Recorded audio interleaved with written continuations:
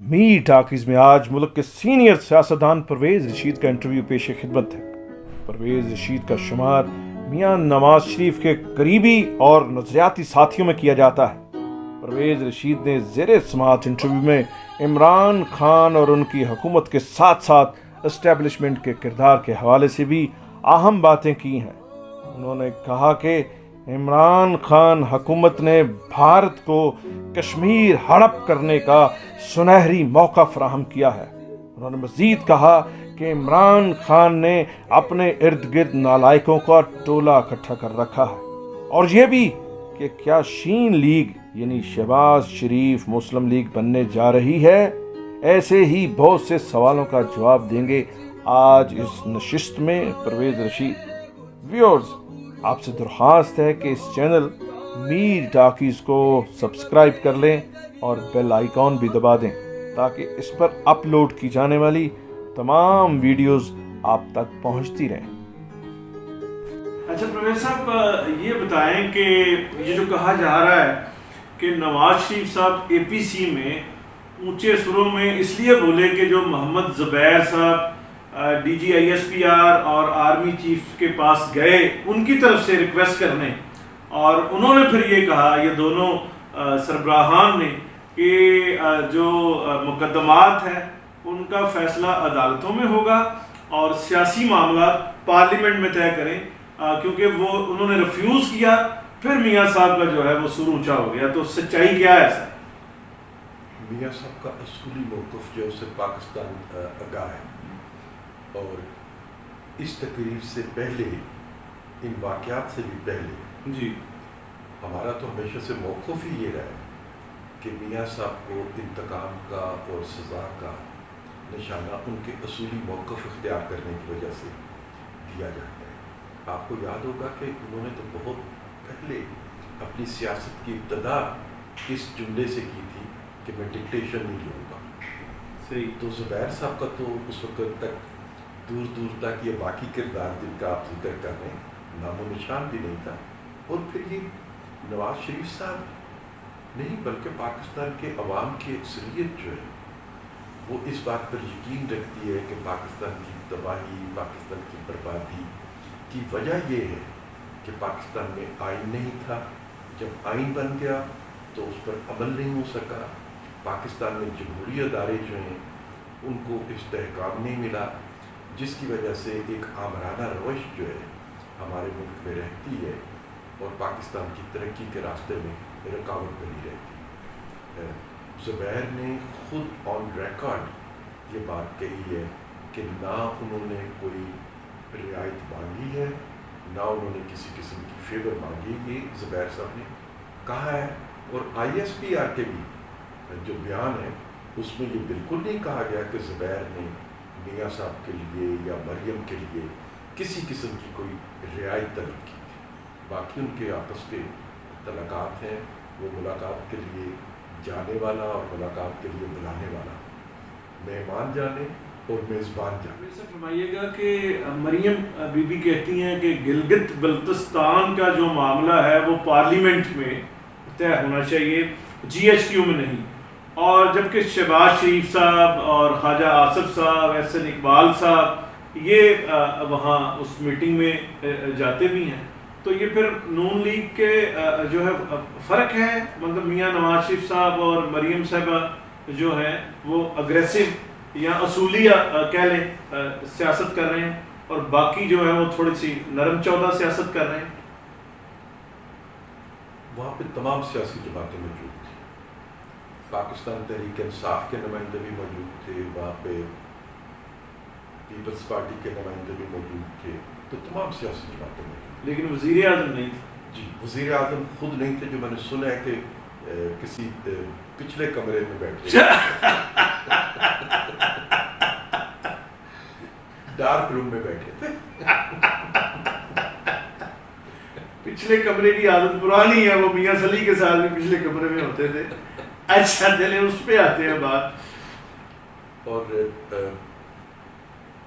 वज़ीर आज़म को ही इस तरह की पार्लियामेंट में ही वज़ीर आज़म को इस तरह की मौजू जो है उनको ज़ेर बहस लाना चाहिए।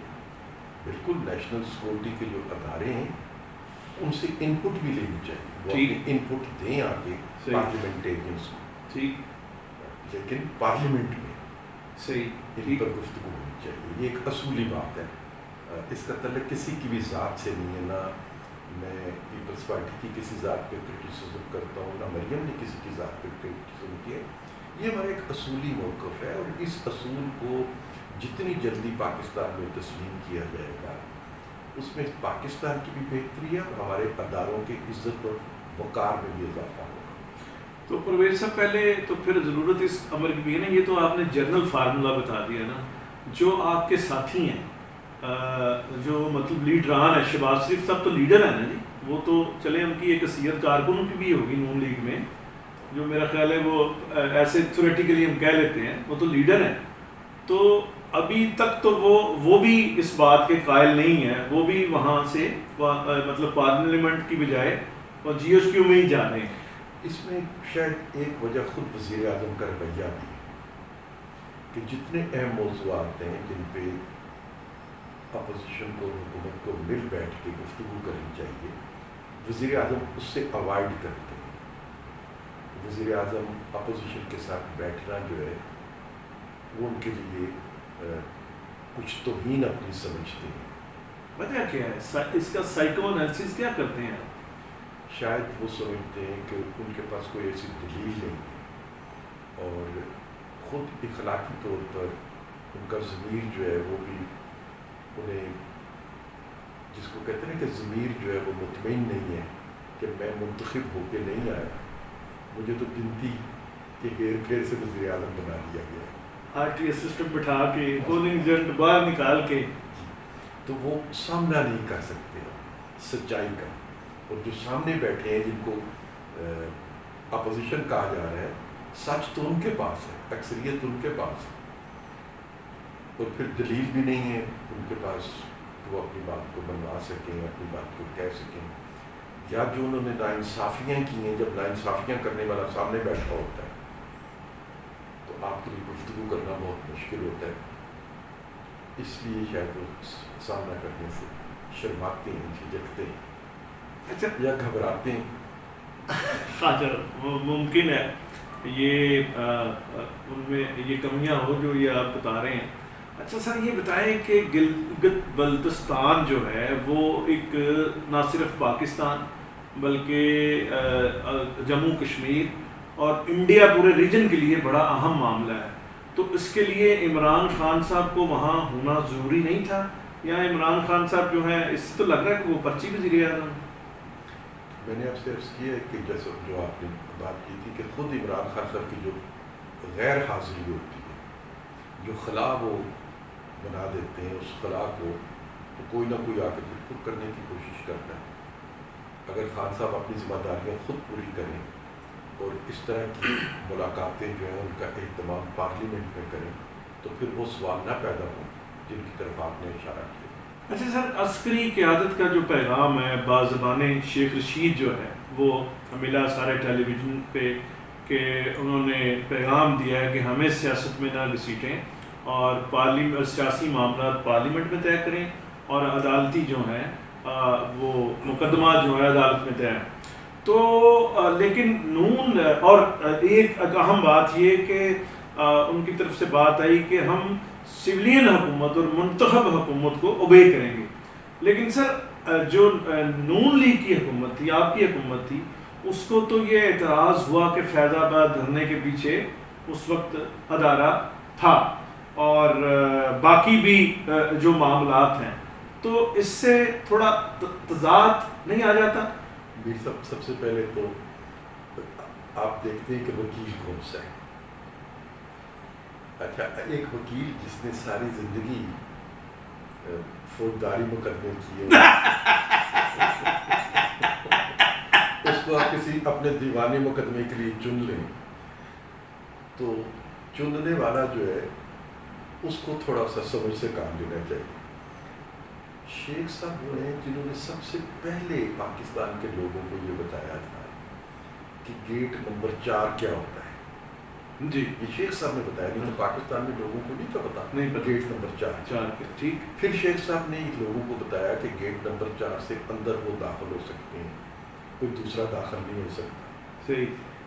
تو پھر شیخ صاحب نے ہی اپنے ٹیلی ویژن پروگرام میں میں نے سنا، انہوں نے کہا کہ نواز شریف کی تصویر کے اوپر کالے رنگ سے لال رنگ سے کانٹا لگا دیا گیا ہے۔ جی تو پاکستان کے لوگوں کو کون یہ باتیں کنوے کرتا رہا، جی کون کیا سیاست کر رہا ہے، کون سیاست میں مداخلت کر رہا ہے، یہ تو خود شیخ صاحب تھے۔ جی لہٰذا آج شیخ صاحب جو ہیں وہ ایسے وکیل ہیں جو کہ جس کو پورس کا ہاتھی کہتے ہیں، جو اپنی فوجوں کے اوپر سے گزر جاتا ہے۔ ارے سر شیخ صاحب کہ آپ سے مجھے پتہ ہے کہ دوستی بھی پنڈی میں آپ رہے ہیں، تو یہ اس طرح کی ان میں کیا کمی ہے جو وہ یہ انہوں نے کہا؟ اب ٹیلی ویژن نیشنل میڈیم جو جس کو فیملی میں بچیاں بھی دیکھ رہی ہیں، مائیں بہنیں سب دیکھتے ہیں، اور ٹیلی ویژن پہ وہ کہہ رہے ہیں اور نیشنل میڈیا چلا رہا ہے کہ مولانا فضل الرحمان کو میں استعفیٰ نہیں دوں گا، ہاں بلاول کو میں ہاتھ سے استعفیٰ پڑھاؤں گا۔ تو یہ ان میں کیا ایسا کیا ہے، کیوں؟ اور پھر اتنا اہم ادارہ جو ہے، آپ نے جو یہ کہا کہ وکیل تو دیکھ لینا چاہیے کہ اس کی ساکھ کیا ہے، تو شیخ صاحب پہ میں کمنٹ چاہوں گا، اس عمر میں جو وگ کالی لگا کے تو وہ چھوٹے تو نہیں بن سکتے۔ افسوس کی بات، جس طرح کا مقام وہ اپنے لیے خود چنتے ہیں، اس معیار کی زبان کو بولنی چاہیے۔ وہ کوشش تو یہ کر رہے ہیں کہ وہ پاکستان کی قومی سلامتی کے ادارے جو ہیں ان کے ترجمان کے طور پر سامنے آئے۔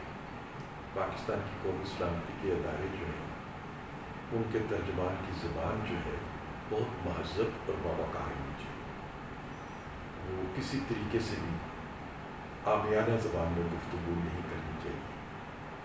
آپ کا کیا خیال ہے جب اس طرح کی بات کرتے ہیں تو ان کے نمبر کم ہوتے ہیں یا زیادہ ہوتے ہیں؟ لوگوں کے دلوں میں تو بہت کم ہوتے ہیں۔ پاکستان کے لوگ جو ہیں وہ عامیانہ زبان کو، گالی کو پسند نہیں کرتے، اور اپنے رہنماؤں کو وہ بہت سنجیدہ گفتگو کرتے دیکھنا چاہتے ہیں۔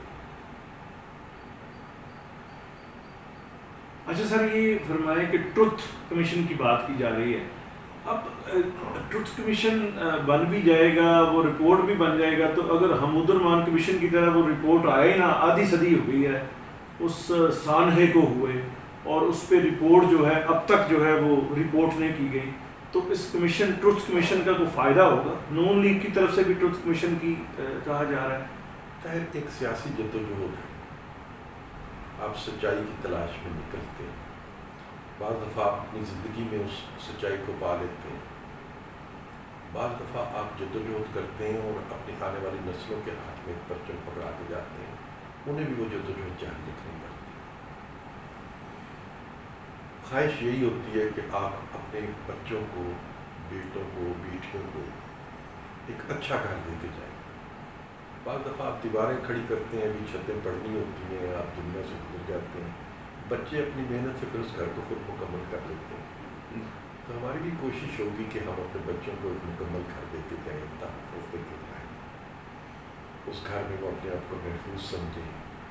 ہر وقت وہ کینیڈا اور امریکہ اور آسٹریلیا اور یو اے ای اور سعودی عرب کے ویزے جو ہیں ان کے انتظار میں نہ رہیں، اسی ملک میں اپنا مستقبل دیکھیں۔ کوشش ہماری یہی ہے۔ ہم اگر اپنی منزل نہیں بھی حاصل کر پائیں گے تو جتنا گھر ہم تعمیر کر جائیں گے، بچے پھر اپنی ہمت سے اس گھر کو تعمیر کر لیں گے۔ واہ! اچھا سر، میاں شہباز شریف صاحب جو ہے 70 سال کے ہو گئے ہیں، ایک تو میاں شہباز شریف صاحب کو سالگرہ مبارک، اور میں کہنا یہ چاہ رہا ہوں کہ ظاہر ہے میاں شہباز شریف صاحب سے میاں نواز شریف صاحب بڑے ہیں، اب 70 سال ایک ایج ہوتی ہے، اور آگے پھر بونس کی پاکستان میں تو ایوریج ایج بہت کم ہے، تو میاں صاحب کو ایسی کیا امید ہے کہ وہ اس عمر کے اس حصے میں وہ اتنی بڑی انہوں نے جنگ شروع کی ہے، اور جس کو اگر شیخ رشید کا حوالہ دیا جائے کہ بھئی انہوں نے تو شہباز شریف کی سیاست بھی ختم کر دی ہے اور اس پہ بھی کلہاڑا مار دیا ہے، تو میاں صاحب کو امید کیا ہے کہ پاکستان کی سیاست اور پاکستان کا یہ نظام وہ جو نعرہ لگا رہے ہیں وہ چینج کر پائے گے؟ سیاستدان،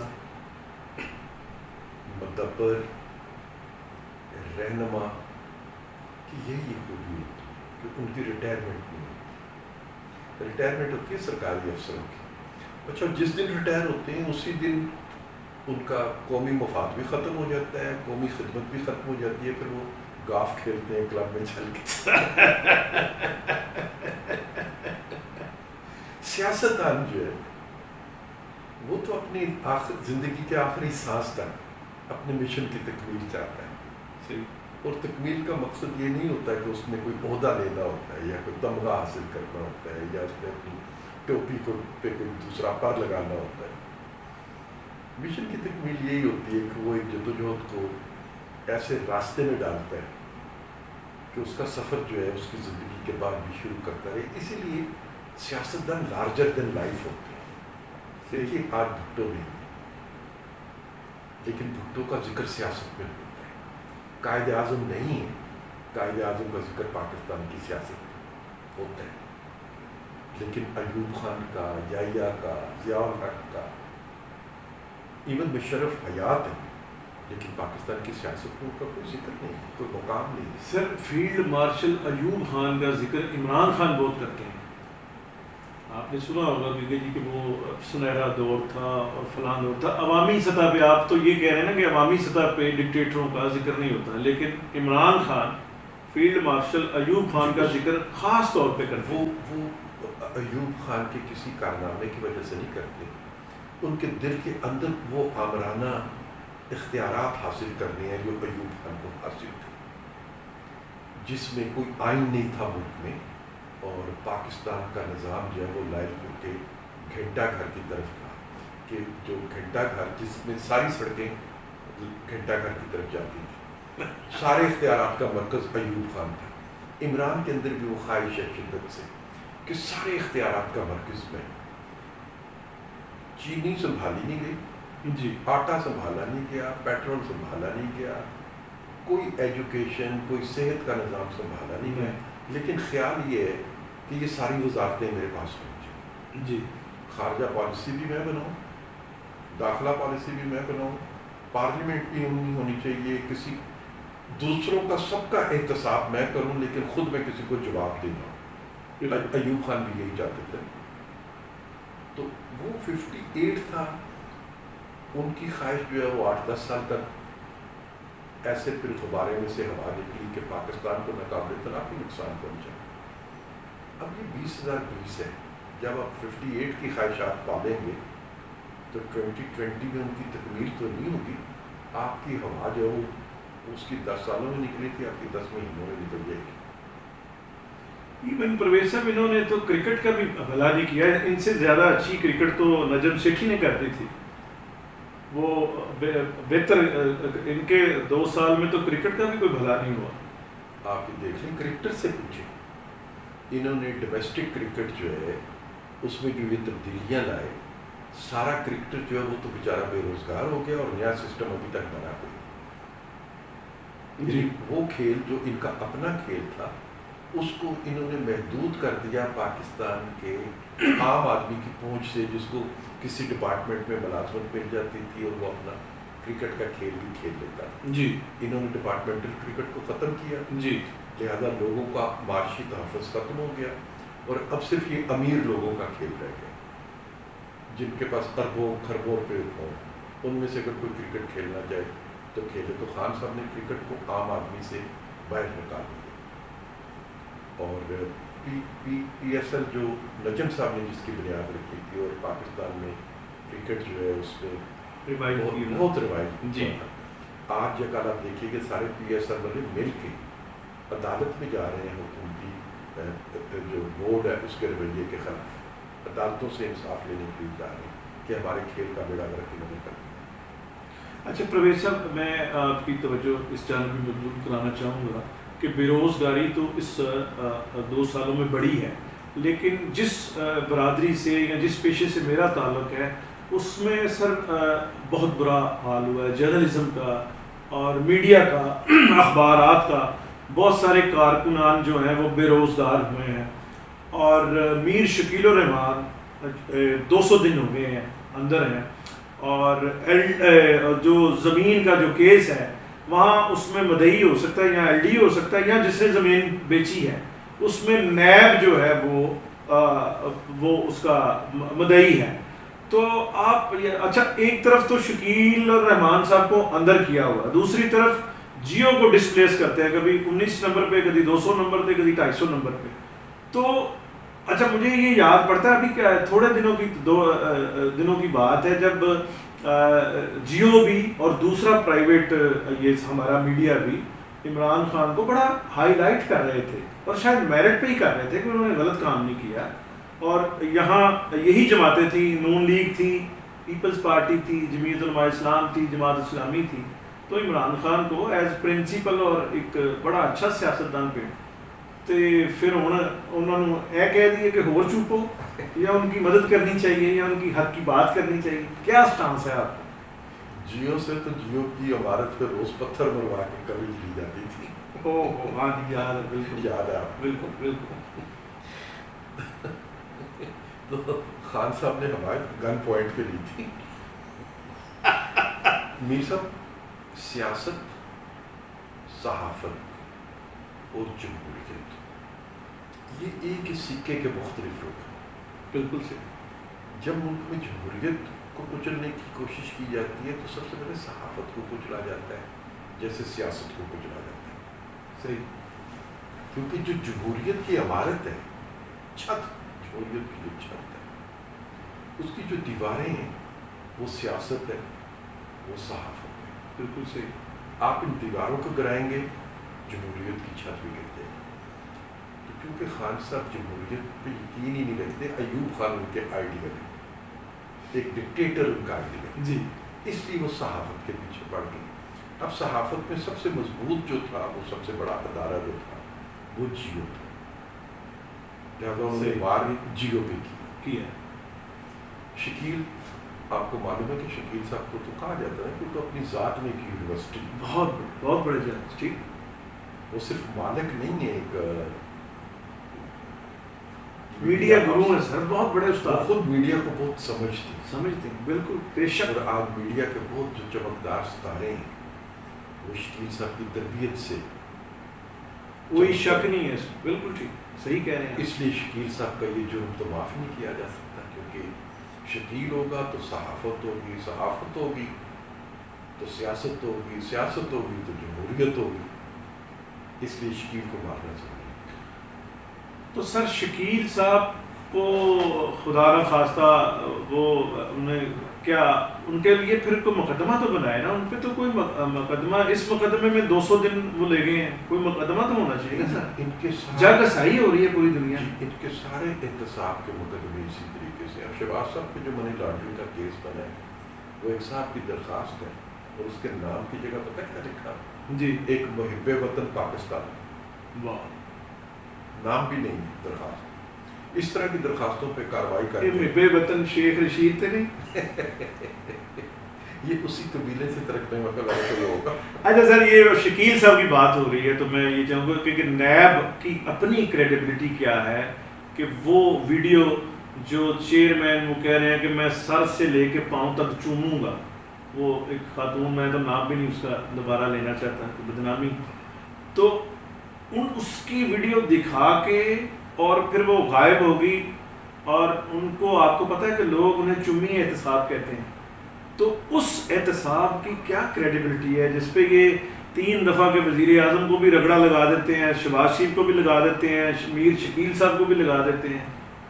میر صاحب، احتساب کی کارکردگی پر ہائی کورٹ کے کمنٹس موجود ہیں. جی. رانا ثناء اللہ کے مقدمے میں، قمر الاسلام کے مقدمے میں، حافظ نعمان کے مقدمے میں، پھر سپریم کورٹ کے کمنٹس موجود ہیں، سعد رفیق صاحب کے مقدمے میں. بالکل ٹھیک. خاقان صاحب کے مقدمے میں بھی سندھ ہائی کورٹ نے جو کچھ کہا. تو صرف اور خود نیب کے چیئرمین جو ہیں وہ سابق جج رہے، سابق جج صاحب جو ہیں وہ حاضر ججوں کے اپنے محکمے کے متعلق کارکردگی سے جو کمنٹس انہوں نے دیے ہیں ان کو اگر پڑھ لیں تو شاید انہیں خود وزیر اعظم کے پاس پہنچ جانے چاہیے. تو کہ سر میرا محکمہ جو ہے وہ اس قابل نہیں ہے کہ وہ اس بوجھ کو اٹھا سکے، آئیے اس کو لپیٹ دیتے ہیں. آپ جب تانا دیا جاتا ہے وہ میں تانا آپ کو میں بھی دے دیتا ہوں کہ یہ جو احتساب کے چیئرمین نیب کے چیئرمین ہیں یہ نون لیگ اور پیپلز پارٹی نے انہیں وہ کیا تھا، ان کی چوائس تھی. تو آپ کو نہیں پتہ آپ اسی پاکستان میں اتنی آپ کی محنت ہے، اسٹرگل ہے، اتنا آپ وہ دور بھی نگاہیں ہیں کہ یہ اندر سے چمی احتساب ہے. جب جنہوں نے کیا ہوگا یہ لیڈر آف دی ہاؤس اور لیڈر آف دی اپوزیشن مشورے سے کرتے ہیں اور مشورے میں 3 4 5 نام آ جاتے ہیں، پھر دوسری جماعتوں سے بھی مشورہ کیا جاتا ہے کیونکہ اپوزیشن اپنی جو اتحادی جماعتیں ہوتی ہیں ان سے مشورہ کر لیتی ہے، حکومت جو ہے اپنی حلیف جماعتوں سے مشورہ کر لیتی ہے اور کسی ایک نام پر سب اکٹھے ہو جاتے ہیں. تو یہ کافی لوگوں کے مشورے سے ایک نام ہوگا. تو جب آپ کو اتنے لوگ، کتنی بڑی عزت کی بات ہے، جی کتنی بڑی عزت کی بات ہے صحیح کہ پوری پاکستانی قوم کے منتخب نمائندے جو حزب اختلاف اور حزب اقتدار کہلاتے ہیں صحیح وہ آپ پر متفق ہو گئے. ہو گیا. صحیح جب آپ کو اتنا بڑی عزت مل گئی صحیح تو اب اس عزت کو برقرار رکھنا آپ کی ذمہ داری بن جائے. ٹھیک وہ دینے والوں کو نہیں، جسے ملی ہے دینے والوں نے آپ کو عزت دے دی، جی اب اس عزت کو آپ برقرار رکھیں، یہ آپ کی ذمہ داری ہے. بڑا ہی میں آپ سے یہ پوچھنا چاہوں گا کہ شین لیگ یعنی شہباز شریف لیگ کا شوشہ چھوڑا جاتا ہے تو یہ کبھی بن پائے گی یا میاں شہباز شریف صاحب کے ذہن میں کوئی خاص یہ وہ آبیاری کرتے ہیں، کوئی بیج بوتے ہیں، لیکن جب میاں شہباز شریف صاحب میاں نواز شریف صاحب کے سامنے جاتے ہیں تو پھر جپی پڑ جاتی ہے، بھائی بھائی فلم کا پوسٹر بن جاتا ہے. میں یہ باتیں 1993 سے سن رہا ہوں، 1993 سے میں یہ باتیں سن رہا ہوں کہ شہباز صاحب کو اسحاق ڈار صاحب کو اسحاق خان صاحب کو سن، اسحاق خان صاحب نے پیشکش کر دی کہ آپ وزیر اعظم بنیں اور یہ پیشکش ہوئی بھی تھی. اب یہ 2020 آ گیا، یعنی 27 سالوں سے میں یہ باتیں سن رہا ہوں. اگر 27 سالوں میں یہ بات درست ثابت نہیں ہوئی تو پھر یہ درست ثابت نہیں ہو سکتی. اور یہ جو آپ نے کہا کہ جب وہ سامنے جاتے ہیں تو بھائی بھائی، وہ سامنے نہ بھی جائیں ان کی موجودگی میں بھی شہباز صاحب کی روح جو ہے اس میں نواز شریف صاحب کے لیے عقیدت، محبت اور پیار، اور وہ کہتے ہیں میرے صرف بھائی نہیں ہے، بھائی کا پیار تو اپنی جگہ پہ موجود ہے، میرے رہنما ہیں. واہ. تو آپ یہ دیکھ لیں کہ 99 سے پہلے ہماری جماعتوں میں کوئی لوگ ہوتے تھے جو ادھر ادھر چلے جاتے تھے، لیکن 99 کے بعد جو لوگ نون میں رہ گئے جی ان میں سے آج تک ایک بھی بندہ نون کو چھوڑ کے نہیں گیا. اور اس میں بیشتر وقت ایسا تھا جو مشکل کا وقت تھا 99 سے لے کے 2007-8 تک شہباز صاحب نے ہی مسلم لیگ کی قیادت کی. وہ ایکٹنگ پریزیڈنٹ تو جوید آدمی تھے، جی صدر شہباز صاحب تھے، جی اور پھر اب بھی یہ سارا مشکل کا وقت جو ہے شہباز صاحب نے اس مشکل وقت میں جماعت کی قیادت کی. تو ان کو شیخ رشید کی آنکھ سے نہ آپ دیکھیں، پرویز رشید کی آنکھ سے دیکھیں. شیخ رشید اور پرویز رشید دیکھیں ساؤنڈ ملتا ہے، آڈیو ساؤنڈ، لیکن کریکٹر میں زمین آسمان کا فرق ہے. سر ہم آپ سے پیار کرتے ہیں کیونکہ آپ کی جو جمہوریت کے لیے کوششیں ہیں اب وہ کمال ہیں اور کم لوگ ہیں آپ جیسے.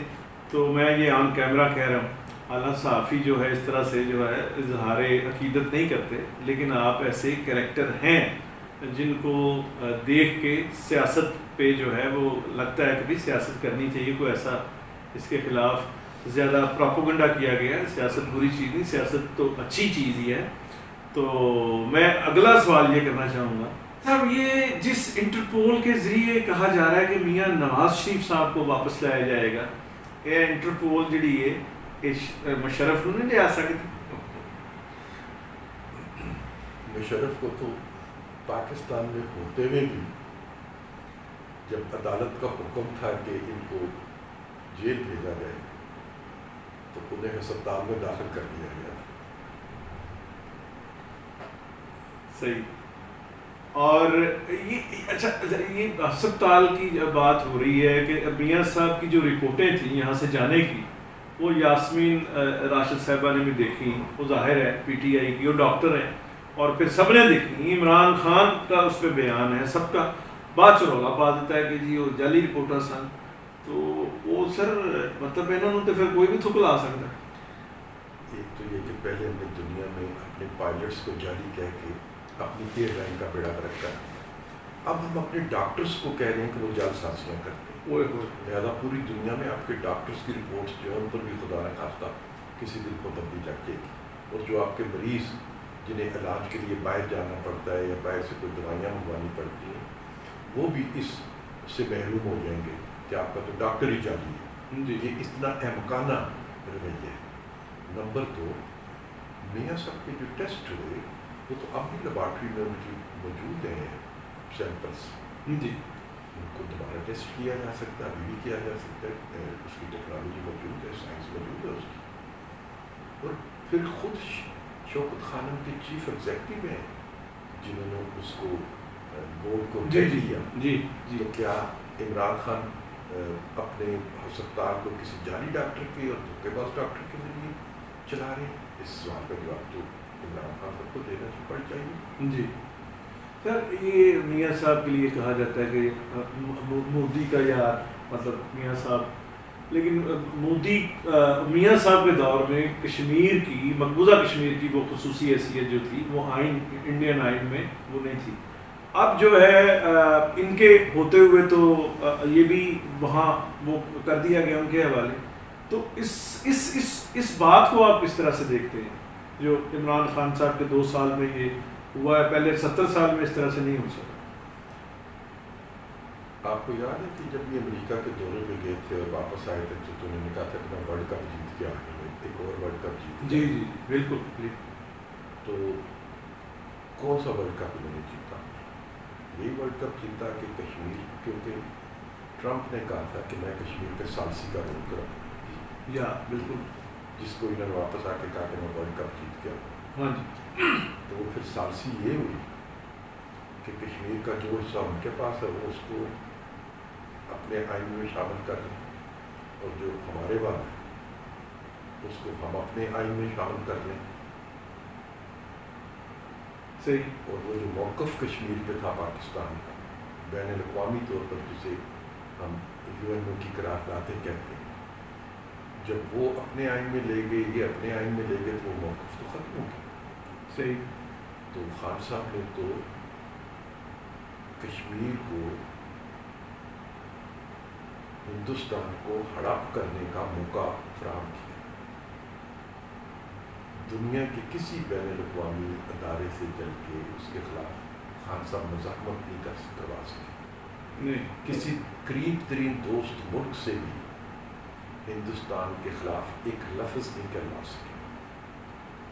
جن لوگوں کی گاڑیاں چلاتے تھے خان صاحب, ڈرائیونگ کرتے تھے جن غیر ملکی مہمانوں کی, ان سے بھی عمران خان گاڑی چلاتے رہے, لیکن اپنے حق میں, کشمیریوں کے حق میں ایک قرارداد نہیں منظور کروا سکے. تو کشمیر کا مقدمہ ہارنا اور کشمیریوں کو ہندوستان کے رحم و کرم پر چھوڑنا, یہ سوال خان صاحب سے ہمیشہ پوچھا جاتا ہے, اور خان صاحب کو اس کا جواب دینا پڑتا ہے. یہ نہیں ہو سکتا کہ ایک اتنی لمبی جدوجہد جس میں لوگوں نے, نوجوانوں نے, ماؤں بہنوں نے اتنی قربانیاں دی, اس کا خون اتنا سستا نہیں کہ اسے آپ بیچ جاتے. وہ جو کہتے ہیں نا لہو پکارے گا آستے, تو یہ لہو پکارے گا. کہ نون لیگ کا گلگت بلتستان کو 5واں صوبہ بنانے پہ مطلب سٹینڈ کیا ہے نون لیگ کا؟ دیکھیں, ہم یہ تو ضرور چاہتے ہیں, ہم یہ ضرور چاہتے ہیں کہ گلگت بلتستان کے لوگوں کو آئینی, جمہوری اسی طرح کے حقوق حاصل ہوں جس طرح دنیا کے ہر آزاد ملک میں رہنے والوں کو حاصل ہوتی ہے۔ یہ نہیں ہو سکتا کہ اگر انہیں ہندوستان سے آزادی نہیں ملی اور لیکن وہ ہندوستان کے تسلط میں بھی جو حصہ ان کا نہیں ہے، وہاں لوگوں کو ان کے جمہوری حق سے محروم کر دیا۔ ان کا جمہوری حق پورا، جب میں پاکستان کے لوگوں کے لیے جمہوری حق چاہتا ہوں، میں فلسطین کے لوگوں کے لیے جمہوری حق چاہتا ہوں، میں ویتنام کے لوگوں کے لیے جمہوری حق چاہتا ہوں، تو میں گلگت بلتستان کے لوگوں کے لیے جمہوری حق کو ضرور چاہوں گا کہ ان کے جمہوری حق انہیں ملیں، انہیں آئینی حقوق ملیں، لیکن اس کی قیمت یہ نہیں ہونی چاہیے کہ ان کا بین الاقوامی طور پر جو مقدمہ ہے وہ خراب ہو جائے۔ اس مقدمے ہمیں کوئی ایسا قدم نہیں اٹھانا چاہیے جس سے اقوام متحدہ کی جو قراردادیں ان سے بھاگنے کا راستہ ہندوستان کو میسر ہو جائے۔ لہٰذا ہمیں ایسا فیصلہ کرنا چاہیے کہ گلگت بلتستان کے لوگ جو ہندوستانی تسلط سے باہر نکل آئے ہیں، ان کی آزادی کا سفر بھی جاری رہے اور ان کے انسانی حقوق بھی برقرار رہے۔ میرے صاحب آخری سوال یہ فرمائیں کہ 1 اکتوبر کو یہ تبدیلی حکومت کے خلاف تحریک کا آغاز ہو رہا ہے، احتجاج مرحلہ وار کہ بھائی احتجاج ہے، مظاہرے ہیں، لانگ مارچ ہے، پھر اگر استعفوں تک بات جاتی ہے، اجتماعی استعفوں تک، تو پیپلز پارٹی کو کنونس کر پڑے گی نون لیگ کے استعفیٰ کی؟ پیپلز پارٹی نے اس پر رضامندی ظاہر کی کہ ہم سارے آپشن اختیار کریں گے، اور اگر ہمارے آپشنس کے نتیجے میں ہمیں کامیابی نہیں ملتی تو آخری آپشن جو ہے وہ استعفوں کو ہوگا، پھر ہم وہ بھی استعمال کریں گے۔ پیپلز پارٹی نے یہ بات لکھ کے تسلیم کر لی، لہٰذا جو کمٹمنٹ انہوں نے کی ہے، کمٹمنٹ سیاسی جماعتیں جب کرتی ہیں اور پبلک کمٹمنٹ کرتی ہیں تو اسے پورا کرنا ان کی ذمہ داری بن جاتا ہے، اور میں کسی پہ شک نہیں کرتا۔ لیکن میرا خیال یہ ہے کہ شاید استعفوں کے آپشن سے ہی پہلے جی 2-3 جلسے جو ہیں اس میں عوام کا موڈ جو ہے وہ ان کے مستقبل کا تعین کر دے۔ مطلب آگے ابھی سے وہ کہنا شروع ہو گئے ہیں کہ جی گیس کی بھی لوڈ شیڈنگ ہو رہی ہے، کہ گیس کی لوڈ شیڈنگ جی ہے تھوڑے احتجاج پٹرول بن کے ڈگے۔ ایون یہ لوگوں کو ڈرا لیں، دھمکا لیں، تنگ کرنے کی کوشش کریں کہ گھر کا چولہا ہی نہ جلے تاکہ لوگ گھروں سے باہر نکلنے کے قابل نہ رہے۔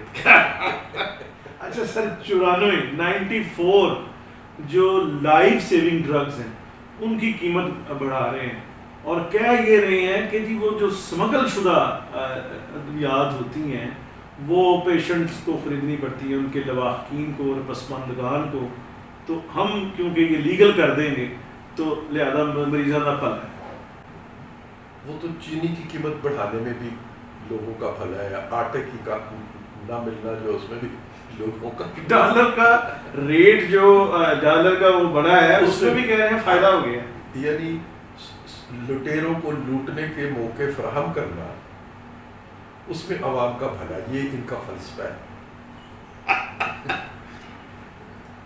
ایسا ایک سوال آخری یاد آ گیا کہ کہتے ہیں کہ عثمان بزدار کو جو ہیں مقتدر ہمارے حلقے جو وہ پسند نہیں کرتے، اور پھر بھی وہ وزیر اعلیٰ ہیں، ایک ڈیوائن ایک فورس تو ان کے پیچھے ہے، یہ تو ہم سب کو پتہ ہے، لیکن عمران خان صاحب سٹینڈ لے لیتے ہیں عثمان بزدار کے لیے کہ بھائی کار بھی کچھ نہیں رہے؟ میرا خیال یہ ہے کہ خان صاحب کو کوئی بھی اہل آدمی جو ہے وہ اپنی صفوں میں اچھا نہیں لگتا، جیسے وہ سمجھتے ہیں کہ کوئی شخص جس نے ڈلیور کر لیا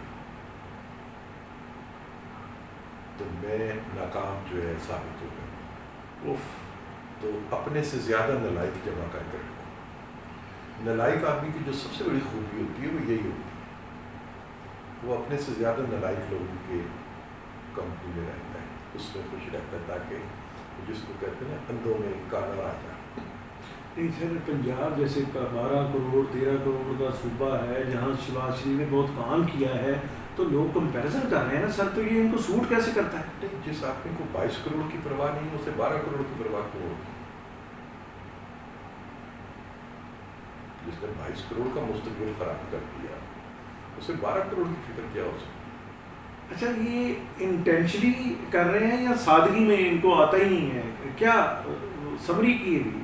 मैंने आपसे अर्ज किया कि वो अपने अलावा किसी को दूसरे को देखना नहीं चाहते, ज्यादा उनकी काबीना में अपने से ज्यादा हैंडसम और स्मार्ट को दूसरा नहीं होगा।